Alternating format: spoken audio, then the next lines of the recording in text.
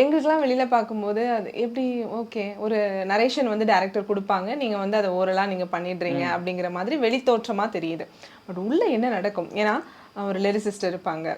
நீங்க அத கம்போஸ் பண்ணணும். அது வந்து பாடகர்களுக்கும் நீங்க நரேஷன் குடுக்கணும். அந்த ப்ராசஸ் எப்படி போகும்? ஃபர்ஸ்ட் வந்து அந்த ஸ்பார்க் தான். நம்ம கிட்ட டைரக்டர் எப்படி சொல்றாங்கன்னு ஒரு விஷயம் இருக்கு. ஓகே. சும்மா வந்து ஒரு லவ் சாங் வேணும்னு சொல்றதுக்கும் ம். அழகா அந்த சிச்சுவேஷன் எக்ஸ்பிளைன் பண்ணி அந்த கேரக்டர்ஸ் எப்படி நமக்கு ஒரு ப்ரீஃப் கொடுத்து நம்மளை இன்ஸ்பயர் பண்றதுன்னு ஒரு விஷயம் இருக்கு. அப்படி பண்ணும்போது வேலை ஈஸி ஆயிடும். நமக்கு ஒரு ஸ்பார்க் அடிச்சிரும்.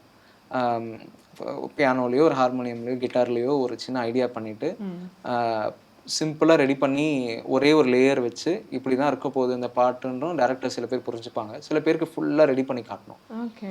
எல்லாம் பீட்ஸ் எல்லாம் போட்டு டம்மி லிரிக்ஸ் போட்டு ட்ராக் சிங்கர்ஸ்லாம் வச்சு இந்த மாதிரி 2 மெத்தட் இருக்கு. ஓகே.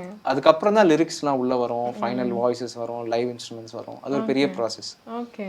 இந்த டியூன் அப்ரூவல் ஆயிடுச்சுன்னா எல்லாமே ஈஸி தான். டியூன் அப்ரூவல் தான் நிறைய நேரம் இருக்கும்.